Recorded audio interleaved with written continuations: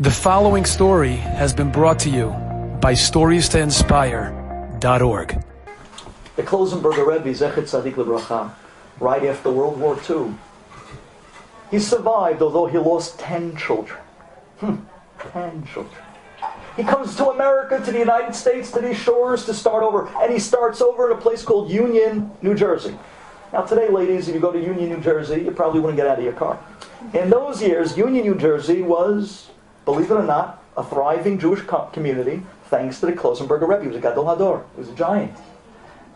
So, Rabbi David Goldwasser tells over that the Klosenberger Rebbe, he was walking down the streets in Union one day, and lo and behold, and to me, I call this every high school boy's nightmare. You ready for this? He's walking down the street, and he bumps into a young guy who was in his yeshiva from the town of Klosenberg back before the war. And where is this boy on the way to? He's on his way to the movies. And he bumps into his rabbi. He bumps into the Gadol Hador. And his rabbi says to him, "Where you going?" And he says to himself, on one hand, he said to himself, "I'm going to tell my rabbi I'm on the way to the movies." On the other hand, he says, to lie to my rabbi might be even more ayib. So I don't know. I don't know which way to go on this one. He decided he's going with the truth. So he drops his head and he says to the Rebbe, "Rebbe, I'm going to the movies." And the Klosenberger Rebbe says to him, "Really? Uh-huh. So tell me, probably the ticket in the movie theater costs money. You have money?" The boy says, "Yeah, I have money." "While you're there in the movies, you're going to want a soda. You have money?" So the boy says, "Oh, yeah, whatever." The Klosenberger Rebbe, says Rabbi David Goldwasser, puts $1, whatever it was, in the boy's hand. Now, ladies, you're thinking to yourself right now, what is he doing? What's going on? He's the rabbi. He's the Gadol Hador. What is he doing? I want to tell you the end of the story.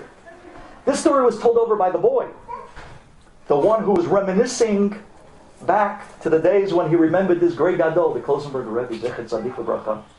He says, "I want to tell you something. The Rebbe was genius. If he would have given it to me over the head at that moment, this isn't Europe, this is America. It would have lasted for maybe a day or two, and then a week later I would have went to the movies, and I would have went for the rest of my life. But instead, you know what he did? He reached me. He connected with me. And he says, when I walked into that movie theater, I felt so guilty. I felt horrible. I just saw the Klosenberger Rebbe. I'm going to use the rabbi's money to buy a soda in the movie theater." He says, "I felt horrible." He says, "I couldn't stay there for 3 minutes." He says, "I went to the movie. I went. But I left. I felt horrible." And he says, "I never went back for the rest of my life." Gidolim. Now, I don't know if I would have done that. At least not on camera, not after last week's meeting. I wouldn't have done that. But I'll tell you the truth. It's genius. It's brilliant. Brilliant. You know why? Because you need to know the times we're living in now. And you need to know the secret of how to get through to our kids. The secret today is to connect first. And only then to teach. It's not the other way. Enjoyed this story? Come again. Bring a friend. StoriesToInspire.org